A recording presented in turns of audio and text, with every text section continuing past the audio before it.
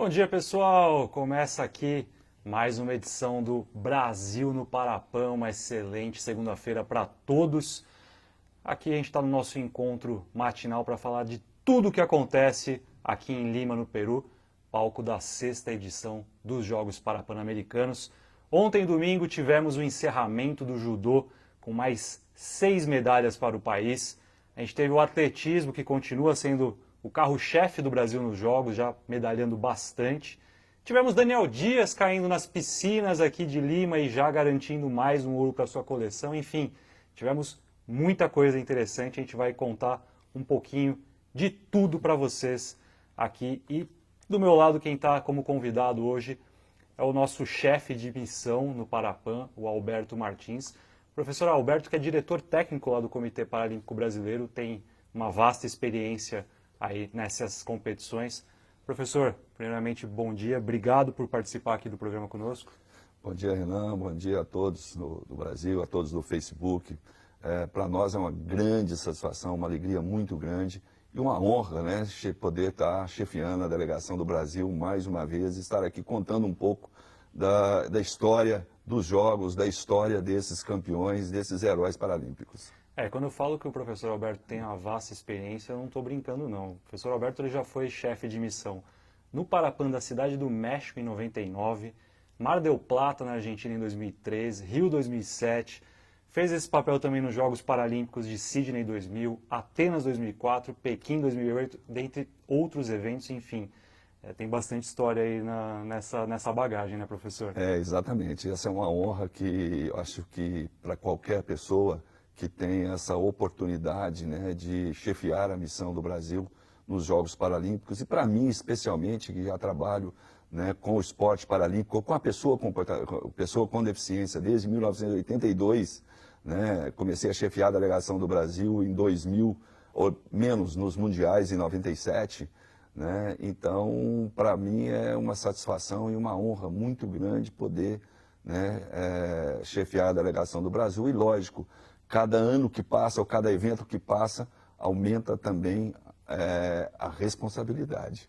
Professor, conta um pouco pra gente qual que é o papel de um chefe de missão numa competição como essa? Quais são as suas principais responsabilidades? Olha, na realidade, o papel do chefe de missão, ele começa bem antes dos Jogos, né? Ele começa já no planejamento da missão, né? Participando da organização junto com o LOC, né? Ou seja, acompanhando a organização, a estrutura de como vai ocorrer os jogos, né? Todos os aspectos que envolvem os jogos são acompanhados pelo chefe de missão. E dentro desse acompanhamento, desse planejamento, dessa organização, nós começamos a planejar a missão, planejar toda a logística, planejar convocações, entrar em contato com as confederações, planejar e ter as nossas perspectivas de participação. E quando chegam os Jogos, aí sim, se o planejamento foi bem realizado, foi bem organizado, nós temos um pouco menos de problemas,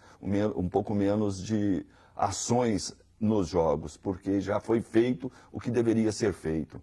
Mas o chefe de missão aqui, né, ele tem a responsabilidade de ter sob controle todas as ações e proporcionar aos atletas, à comissão técnica, toda a estrutura necessária para que eles não tenham preocupações outras que não as suas atividades fins, ou seja, cair na piscina, ir para a pista, ir para as quadras, né, ir para as canchas de competições e fazer aquilo que eles treinaram durante aquele período. Então nós, da comissão técnica, nós da chefia de missão, somos responsáveis por dar essa estrutura e principalmente essa segurança técnica, psicológica, emocional para os atletas e a comissão técnica. Legal. O que você tem achado da estrutura do Parapan de Lima como um todo?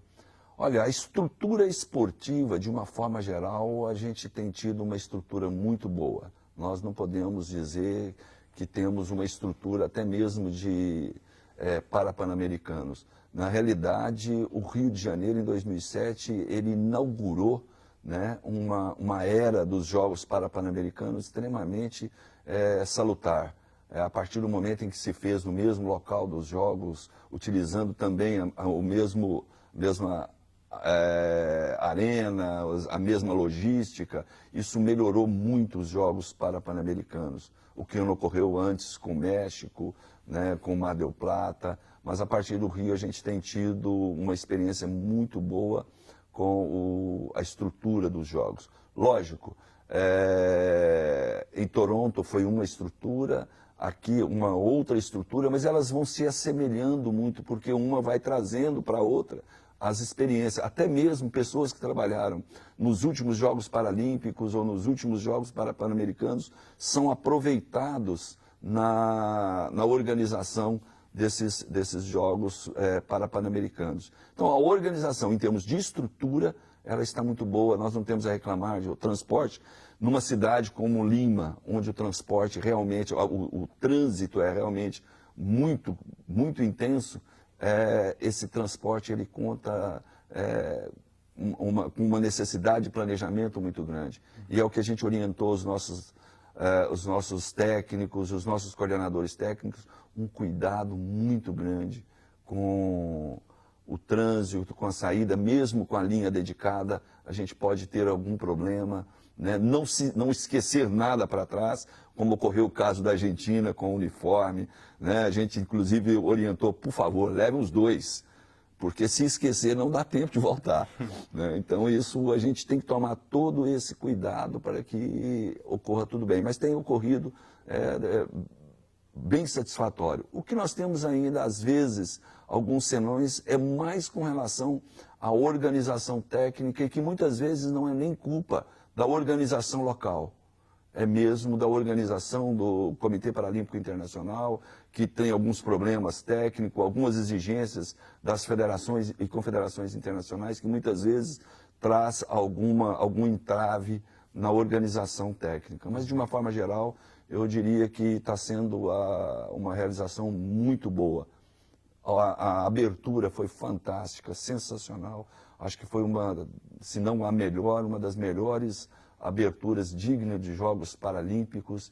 E a organização, a receptividade do povo peruano, dos voluntários, é magnífica.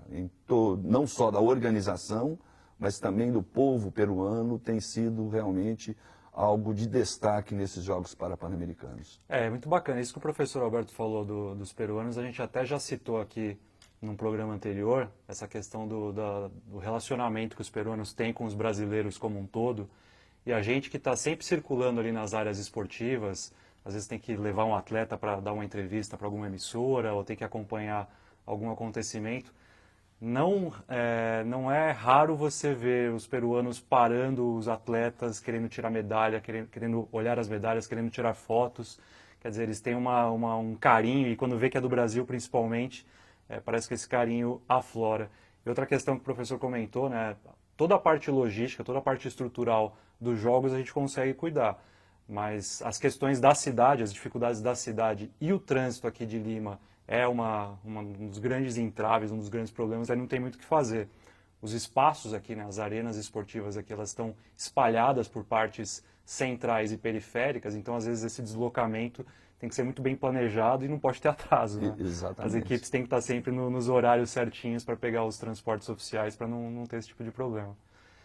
Gente, vamos falar um pouquinho sobre a competição, passar para quadro de medalhas atualizado após os resultados de domingo. O Brasil continua firme e forte no topo do quadro de medalhas, a gente já tem 79 ao todo. Agora são 27 medalhas de ouro, 23 de prata e 29 de bronze. E aí, na sequência, os Estados Unidos vêm na segunda colocação com 47 pódios, são 18 ouros, 15 pratas e 14 bronzes. E, na sequência, México e Argentina. O Brasil, portanto, com uma vantagem já considerável no quadro de medalhas. A gente sempre reforça que, desde Rio 2007, o Brasil venceu todas as edições de Jogos Pan-Americanos. Foi assim no Rio, foi assim em Guadalajara 2011 e foi assim em Toronto 2015. E aí eu já passo de novo a bola aqui para o professor Alberto. A gente também tem sempre reforçado que essa é a maior delegação da história do Brasil, são 337 atletas, a gente tem participantes em todas as 17 modalidades. E aí, dado esse histórico que eu acabei de comentar, recente, do Brasil em edições de Parapans, e dado esse início de competição em Lima com um desempenho tão bom, acho que já era esperado que a gente tivesse essa margem já num... A gente está entrando hoje no segundo dia oficial, né? O terceiro dia oficial da competição, acho que já era esperado que a gente tivesse essa margem, né, professor? A gente sempre faz parte também do nosso planejamento estratégico ter algumas perspectivas, né? Logicamente, quando se trata de número de medalhas, são variáveis que às vezes a gente não controla. Então, se você pega no judô, milésimo de segundo, você toma um impom, ou mesmo na natação, ou no atletismo, né, que pode ocorrer uma desclassificação. Ontem, por exemplo, nós tivemos uma desclassificação, né, por detalhe, mas que é regra, né? O atleta pisou na linha, na curva, né, da raia, então foi desclassificado. Então, essas variáveis, muitas vezes, elas não são controláveis, né? Principalmente quando se trata de atletas paralímpicos, que muitas vezes a própria limitação, né, causada pela deficiência pode ocorrer durante alguma questão durante a prova. Mas era sim esperado que a gente pudesse alcançar, lógico, a nossa meta é sempre superar a anterior. E a questão do número de atletas na delegação, muitas vezes ela não é o mais importante, né? Mas a gente também tem no nosso planejamento estratégico, né, um investimento maior, um investimento grande, um cuidado na nossa renovação. Então, por exemplo, esse aumento do número também se deveu a esse planejamento de trazer mais jovens, de trazer mais mulheres, né, que está dentro desse planejamento estratégico nosso até 2025. Ou seja, até o Rio de Janeiro, quando nós ganhamos a realização dos Jogos do Rio de Janeiro, a preocupação principal do Comitê Paralímpico foi que tivesse uma equipe madura, uma equipe pronta para disputar os Jogos em casa, né? A partir do Rio de Janeiro, a preocupação nossa também é manter isso, mas de olho em 2024 e 2028. Da renovação dos ciclos. Exatamente, né? Porque senão nós vamos chegar... Podemos fazer ainda um bom papel em Tóquio, mas precisamos ter essa renovação, né? Nós temos atletas já, não digo em fim de carreira, mas já querendo fazer a sua transição. Então nós precisamos ter esse cuidado. Então esses Jogos Parapan-Americanos também serviu para dar a esses jovens, né, a experiência de um grande evento para que pudessem estar prontos já para 2024. A gente comentou que o professor Alberto tem experiência aí com o paradesporto desde 1982. Professor, quando a gente pensa no que eram as modalidades paralímpicas lá atrás e olha para os dias atuais, o que o senhor colocaria e pontuaria como as principais mudanças, e aí especialmente falando no caso do Brasil, o que evoluiu de lá para cá, né, nos aspectos técnicos, organizacionais, enfim?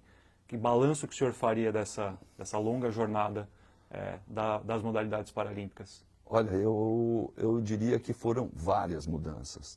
A primeira mudança foi exatamente a questão da profissionalização do próprio movimento paralímpico, do Comitê Paralímpico Brasileiro, a partir da sua criação, né? Então, a sua organização profissional, né, deu suporte para o desenvolvimento do esporte paralímpico. Esse é um ponto. E tudo isso decorre em sequência. Então, por exemplo, o nível de informação da sociedade, de conscientização da sociedade acerca do esporte paralímpico, acerca da potencialidade e da capacidade da pessoa com deficiência através da prática do esporte. Esse foi um outro movimento gerador do desenvolvimento. Com essa organização, os próprios atletas paralímpicos já viram que não bastava só o talento, mas também a sua profissionalização, a sua dedicação como esporte e não apenas como um lazer, como uma reabilitação, né? Então, esse foi um aspecto. A organização das competições no Brasil, né, fazendo parte também desse desenvolvimento e, logicamente, culminando com a própria estrutura que esses atletas começaram a receber, o olhar da sociedade, o olhar do governo, o olhar dos patrocinadores que não viam mais ou não veem mais o esporte paralímpico como simplesmente uma ação social, mas um investimento, né, seguro, um investimento em que ele está investindo num produto sério, num produto que realmente traz, logicamente, os benefícios sociais, mas traz também um investimento midiático, um investimento de marketing na sua marca, um investimento de segurança. Então, isso tem mudado muito o esporte paralímpico e foi o que a gente observou durante todo esse tempo. Eu acho que até, fazendo aqui um comentário mais pessoal, até falando da parte de comunicação do esporte paralímpico, professor, algo que eu venho notando e que eu acho muito importante, e os atletas principalmente sempre batem nessa tecla, é o fato de a gente olhar para o esporte paralímpico como ele tem que ser visto, com atletas de alto rendimento, e não sempre batendo na tecla da superação, que, ok, é legal a gente falar da superação, das histórias de vida, é muito importante, isso tá no conjunto do atleta, mas a gente reforçar a questão também dos resultados, das cobranças, coisas de um atleta convencional, que a gente, quando vai falar do esporte convencional, a gente sempre fala sempre das cobranças, dos resultados. Com o esporte paralímpico também acho que isso vem mudando e hoje em dia as pessoas já também observam o esporte paralímpico com um olhar também mais desse lado. Se o senhor concorda com Eu isso? concordo plenamente. Eu acho que a cobrança hoje do atleta paralímpico, se não é a mesma, hoje para nós no Brasil ela é até um pouco maior. Porque nós já acostumamos a nossa comunidade, a nossa sociedade, a mídia brasileira a essa performance do esporte paralímpico. Então a gente tem quase que a obrigação de estar sempre mexendo, se movimentando para que estejamos sempre melhor. E um outro ponto que eu até me esqueci de falar anteriormente, que para mim foi um marco no desenvolvimento do esporte paralímpico, foi que o Comitê Paralímpico vislumbrou a parceria com a academia, com as universidades, com a ciência, né? Enquanto o esporte paralímpico, numa época, era somente voluntariado, a partir do momento em que a ciência entra, tá? Ela também dá um desenvolvimento bem maior para o esporte paralímpico. Haja vista que hoje nós estamos aqui com biomecânico, com fisiologistas, com nutricionistas, com psicólogos, com um apoio, né, complementar à área técnica. E isso para o atleta é muito importante. Sem dúvida. Né? Então, realmente, essa mudança ela foi radical. E a gente vai observando que a tendência é que cada vez mais essa performance melhore com a questão da ciência, né? E, logicamente, a responsabilidade na mesma proporção. Sem dúvida. Vamos falar então dos destaques de domingo nas competições. Eu comentei aqui na abertura do programa que o atletismo é sempre o nosso carro-chefe, é um grande ganhador de medalhas e não poderia ser diferente. Já são 28 pódios da modalidade, conquistamos 12 ouros, 7 pratas e 9 bronzes. E alguns dos destaques de domingo, a gente pode falar, por exemplo, da estreia do Petrúcio Ferreira. O Petrúcio conquistou o seu primeiro ouro aqui em Lima, ganhou a prova dos 400 metros T47, com um tempo de 49 segundos e 25, foi o único competidor da modalidade dele, dessa categoria, a correr abaixo dos 50 segundos na série. E vale sempre a gente reforçar, né? Os 400 metros não é a especialidade Exatamente. do Petrúcio. O Petrúcio ele é o recordista mundial dos 100 e dos 200 metros, mas aqui em Lima ele resolveu priorizar os 400 e ganhou aí com sobras a prova dele. A gente teve também uma dobradinha no lançamento de dardo F55. O ouro ficou com o Sandro Varello com a marca de 31 metros e 30, e a prata com o Wallace de Oliveira, marca de 27 metros e 42. Outra dobradinha no salto em distância feminino T11-12, modalidade voltada para atletas com deficiência visual. A Gabriela Mendonça conseguiu um novo recorde para pan-americano, conseguiu saltar 5 metros e 34. e a Clélia Rodrigues saltou 4,15 para prata. Tivemos também destaque aqui no lançamento de disco na classe F11. O Alessandro Rodrigo da Silva conquistou a medalha de ouro. Professor, foram 15 medalhas do atletismo só no domingo. Acho que começamos bem, né? Começamos muito bem com o atletismo. Logicamente, a gente ainda tem aí alguns dias para confirmar, né, essa hegemonia do atletismo. O atletismo é uma modalidade que traz ou que coloca em jogo um número de medalhas bastante grande, e a gente tem esse investimento desde a base, né, até mesmo a alta performance. Então a gente sempre espera do atletismo uma atuação muito boa. No caso do Petrúcio, como você falou, né, Petrúcio é um atleta fora da curva, né, porque é um atleta de velocidade, é o atleta mais veloz do mundo hoje ainda, né? Então, e partir para os 400 metros, porque a prova dos 200 não está sendo oferecida, nem nos Jogos Pan-Americanos, nem nos Jogos Paralímpicos. Então, o Petrúcio buscou uma outra alternativa, um outro desafio, né? Um outro desafio, que é os 400 metros, que é uma prova diferente do que normalmente o velocista faz. Sim. Mas ele o fez com bastante competência. Lógico, aí também a gente não pode desprezar, né, o dedo do técnico, né, que faz não só a questão do treinamento, mas também a questão da estratégia da prova. O técnico elabora a estratégia, mas também o atleta tem que obedecer essa estratégia, o que muitas vezes não ocorre durante a prova, né? Então, isso é um trabalho em conjunto, e não só o Petrúcio, mas todos os atletas estão aí de parabéns, porque estão colocando, né, em prova aí todos os seus treinamentos. É verdade. O judô também ontem encerrou a participação aqui nos Jogos de Lima com mais 6 medalhas, foram 3 de ouro. A Meg Emerich confirmou o favoritismo dela na categoria mais 70 quilos. A Lúcia Teixeira também era favorita na categoria até 57 quilos e ficou com ouro.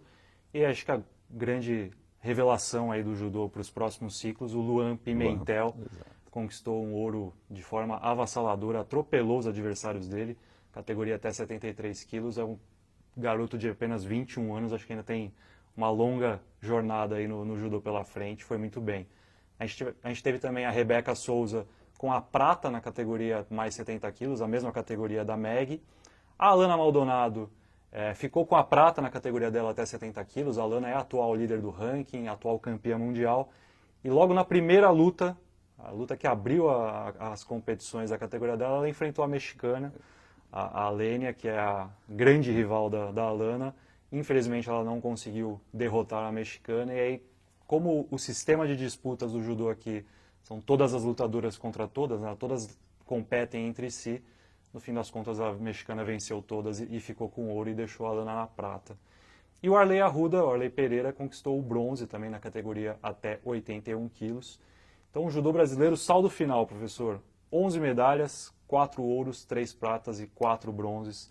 O judô também sempre medalhando bastante pra gente, né? Sim, o judô para nós, né, eu acho que não só com o Paralímpico, mas o próprio Olímpico Sim. também tem sido uma modalidade que sempre tem se destacado nos Jogos Pan-Americanos, nos Jogos Pan-Americanos, Paralímpicos e Jogos Olímpicos. E para nós não poderia ser diferente. Nós temos um grande ícone do judô, que é o Antônio Tenório, né, que continua aí ainda, apesar... Conquistou, né, um bronze também no sábado. Né, teve um problema de junções de classe, depois separa, depois junta novamente, e isso traz para o atleta, principalmente para o atleta de judô, né, um problema de sério, que ele tem que controlar o seu peso, né, e muitas vezes perder peso ou ganhar peso num espaço muito curto de tempo. Então isso traz um problema. Mas como eu disse anteriormente, até numa entrevista, o Tenório é um atleta em que a gente pode esperar tudo dele, né? Apesar já da sua longevidade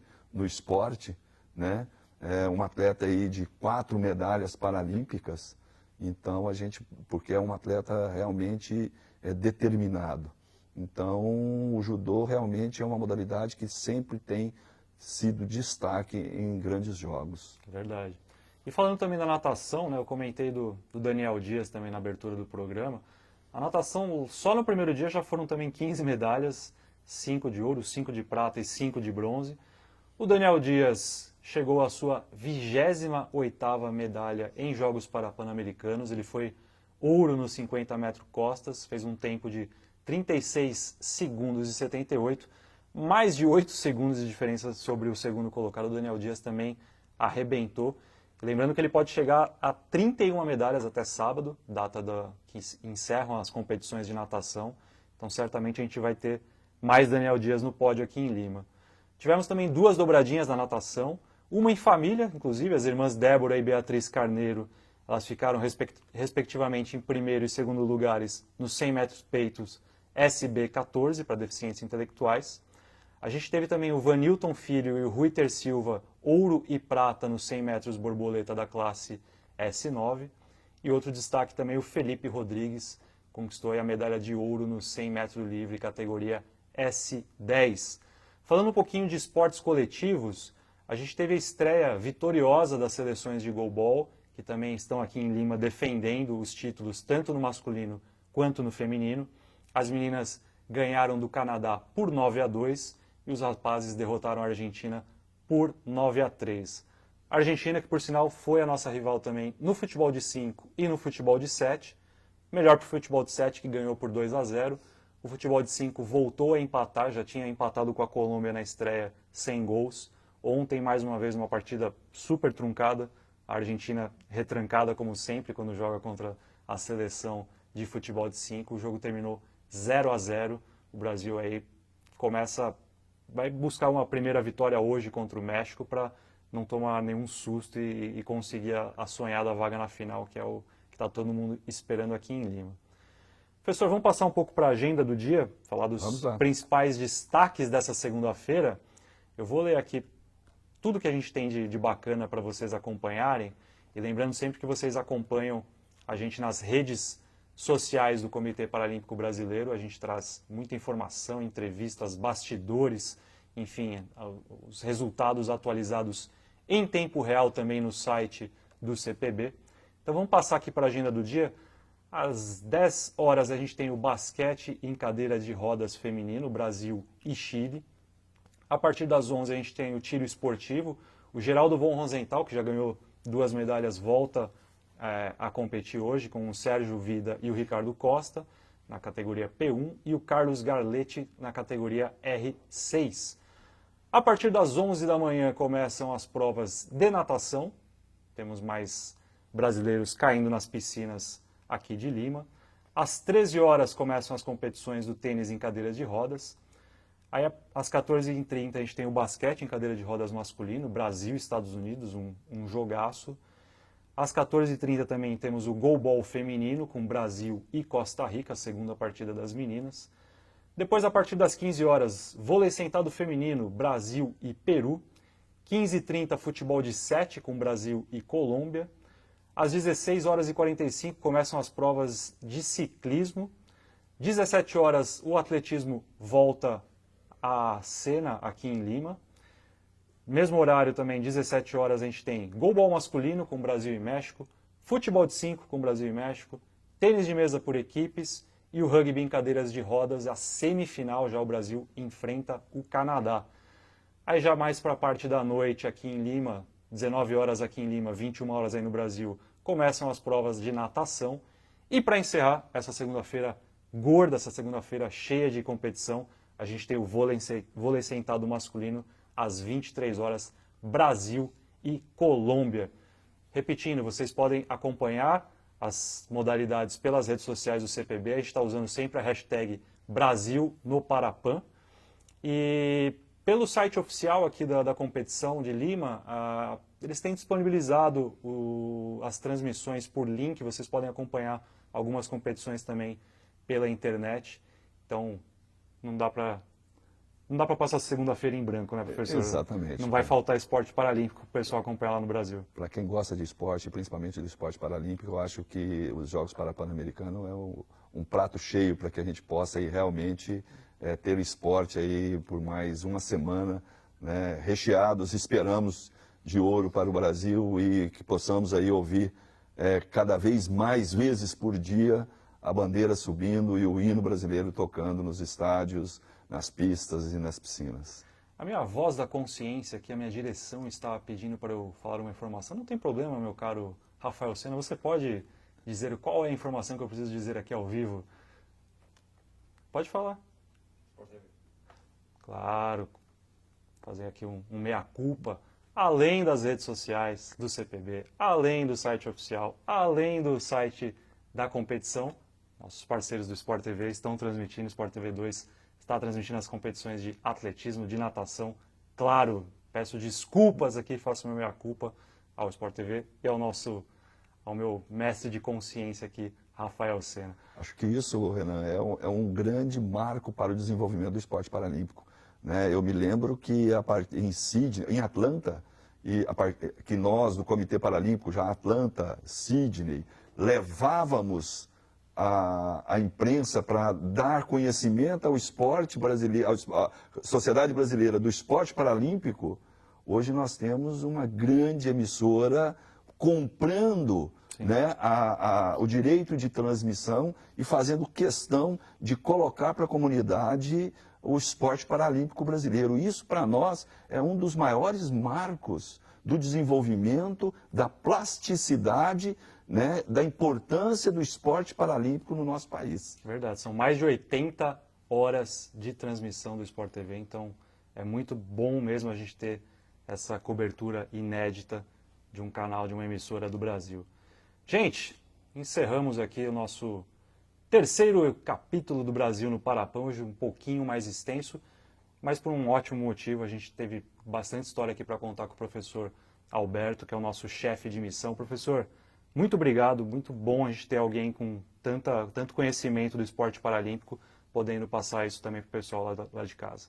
Eu que agradeço, Renan, e eu espero que possa retornar aqui, de repente, no final, fazer esse balanço, né, e que a gente consiga aí, né, atingir as metas que nós nos propusemos. Já está convidado, já previamente convidado. Muito obrigado. Gente, um abraço então para todos, uma excelente segunda-feira. Amanhã de manhã estamos de volta com mais um Brasil no Parapã. Um abraço e até mais. Tchau!